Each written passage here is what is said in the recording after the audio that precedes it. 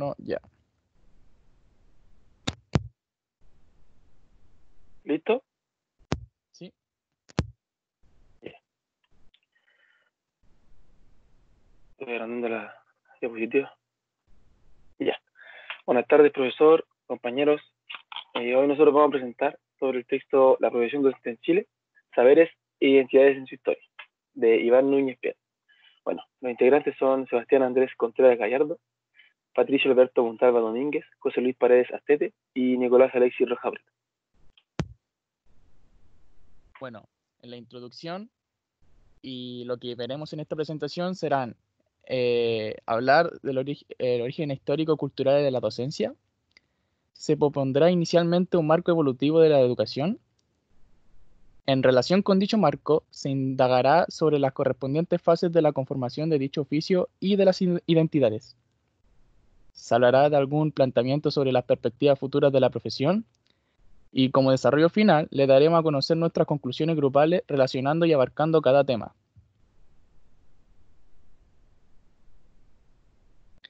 Bueno, siguiendo a Brunner, se pueden identificar 4 grandes revoluciones. La primera revolución se produce como importancia de la escuela.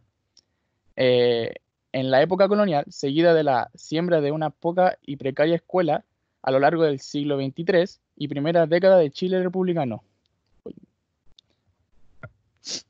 La segunda revolución trata de la identificación del sistema público. A partir de los años 40 del siglo XIX, la fundación de una estructura estatal correspondió a la época histórica del ordenamiento oligárquico de nuestra sociedad y se vio influida por aquella. La tercera revolución, iniciada en el siguiente siglo, causa la masificación de los sistemas educativos. Desde los años 50 y 60 fue impulsada por la versión chilena del Estado e interventor y proseguida por su modo en el estallido social. La cuarta revolución se abre paso para el impacto de la sociedad del conocimiento, la globalización y la tecnología de la información sobre la educación. La masificación educacional no ha terminado y se le superponen hoy día los aprontes de la cuarta revolución. En el contexto presente en que se combinan los proyectos liberales y socialdemócratas. Esto presiona para un profundo e incavado remodelamiento de la educación, en un cuadro de incorporación de Chile hacia la globalización. Y como análisis del marco teórico, las 4 revoluciones identificadas y sus correspondientes fases de desarrollo no suponen sucesión excluyente, sino continuidad y cambio. Así, el tránsito de esta introducción de la escuela a la fundación del sistema no implica la desaparición de la institución escolar aislada, sino su integración en una estructura más amplia, bajo regulación e impulso del Estado Nacional. La masificación educacional no significa el reemplazo del sistema, ni la ausencia del Estado.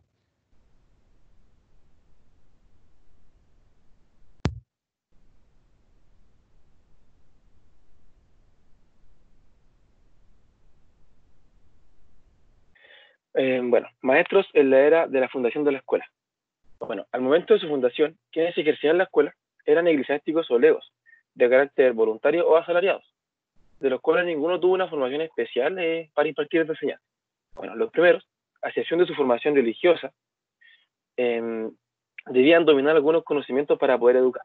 Bueno, estos eran el dominio de la lectura, la escritura, ciertos principios matemáticos y algunos conocimientos culturales. Bueno, los eclesiásticos, que servían como maestros, compartían la identidad misionera. ¿Qué quiere decir esto? Quiere decir que enseñaban las letras como parte de una tarea más amplia, basados en la evangelización. Bueno, los primeros gobernantes, además de fundar nuevas instituciones educativas, se ocuparon del oficio docente. O sea, nombraron reglas, las cuales daban por entendido que este es estratégico en la formación simbólica del nuevo ordenamiento.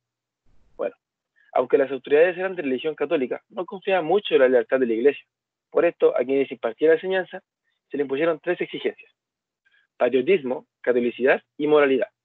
Y adicionalmente, requirieron que demostrara un dominio mínimo del saber escolar de la época.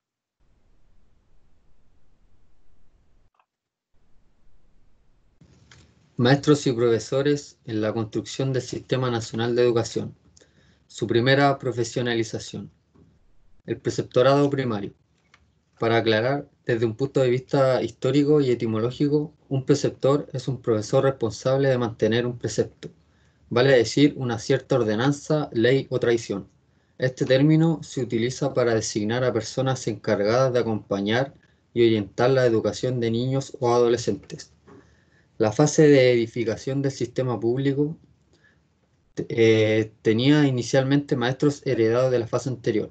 Estos preceptores no tenían ningún grado de formación, además de poseer un limitado capital cultural. Esto era indicado mediante un denominado diagnóstico de entrada, el cual realizaba una autoridad educacional de la época con el fin de informar sobre una jornada de capacitación de maestros sin formación.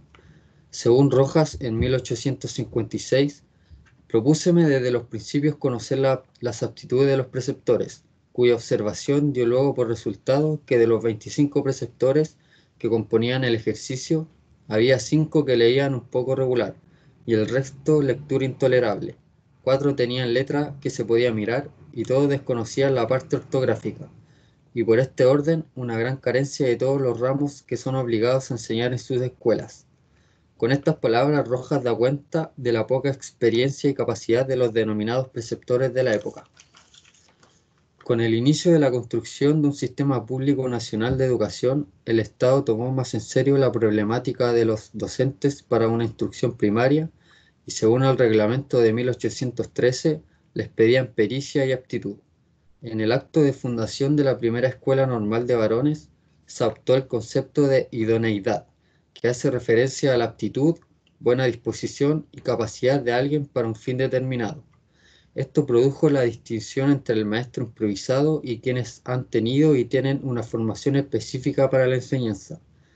Con dicho acto se abrió el proceso denominado Primera Profesionalización de Educadores Chilenos. Un rasgo importante de la docencia en la construcción del sistema fue la paulatina feminización del preceptorado primario, y no fue hasta 1880 que comenzaron a ser mayoría y a partir de 1910 ya representaban el 82% del total de maestros primarios. Según avanzó el proceso de edificación del sistema, de primera profesionalización de docentes progresó según hitos como la dictación de la primera ley de instrucción primaria de 1860, la multiplicación de las escuelas normales de ambos sexos y su reforma de 1885, y la influencia de la pedagogía de Herbart. Los profesores de Estado. Al estructurarse la primera profesionalización docente, se observa que ella contribuye a formar al menos 3 tipos de educadores: el normalista, el profesor de Estado y el profesor para la enseñanza técnica. La identidad de los docentes normalistas era de carácter técnico, mientras que la de los profesores de Estado mezclaba elementos propios de profesionales liberales y académicos disciplinarios.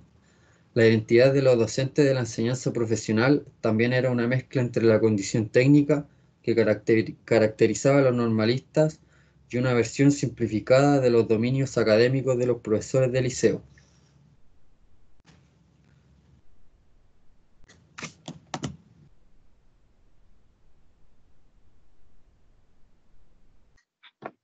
Bueno, en el punto docentes, en la era de la masificación educacional, implicó un crecimiento de docentes bajo la responsabilidad de un sistema político y económico que no tomó condiciones necesarias para atender a los profesores, lo que generó un conflicto por parte de los docentes y el Estado.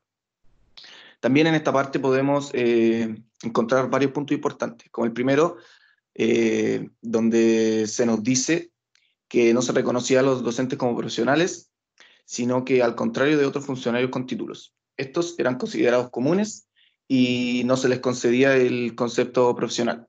En el siguiente punto, cambios en el proceso de formación inicial. Se nos dice que en 1967 se decretó que en adelante la formación de profesores para educación inicial y básica sería reclutando estudiantes egresados de la enseñanza media. Con esto se buscaba abandonar el modelo normalista tradicional.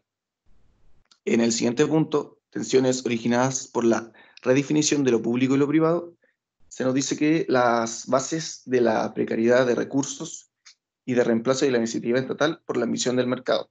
la necesaria expansión trajo deterioros de calidad y nuevas formas de desigualdad.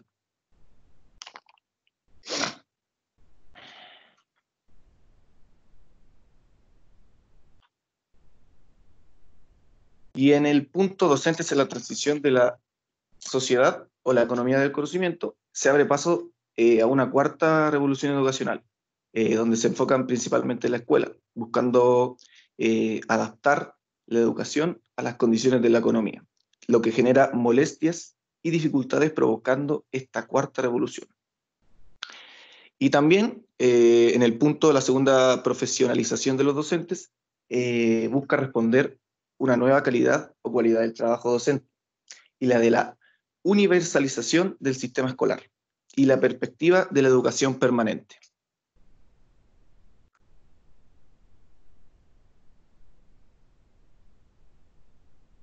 Bueno, en proyección histórica e identidad de docentes en la cuarta revolución educacional.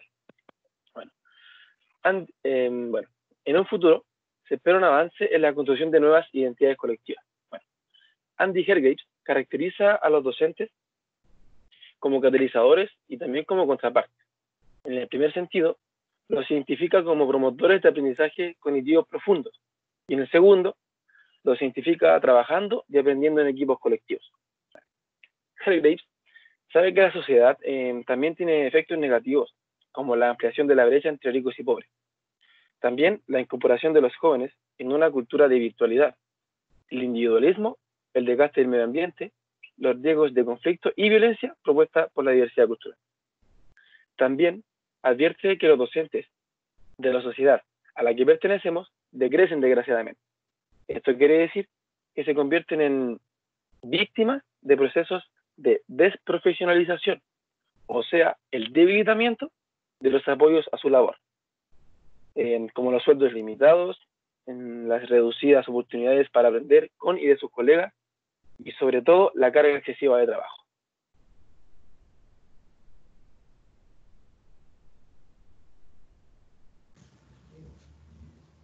Un colofón para Chile.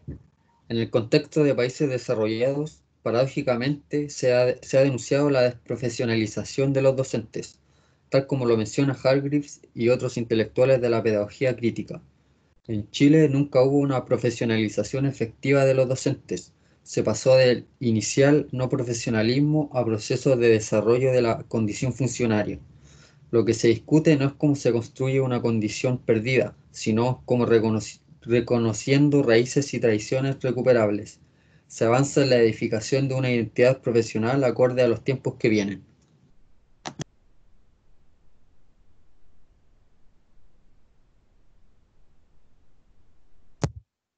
Bueno, como para finalizar el trabajo, hicimos unas conclusiones finales con cada uno de los temas abordados en esta presentación. La suma de la importancia de que los pedagogos estén totalmente preparados en sus áreas de enseñanza. También entendimos los diferentes tipos de educaciones que existen en nuestro país, dándole una orientación de acuerdo a los niveles del sistema educativo. También nos muestra cómo fue y cómo la docencia en Chile acorda a las bases históricas anteriormente mencionadas. También se nos muestra las distintas etapas y niveles por las cuales pasó la educación, enfocándose a su vez en la importancia de nuestros docentes.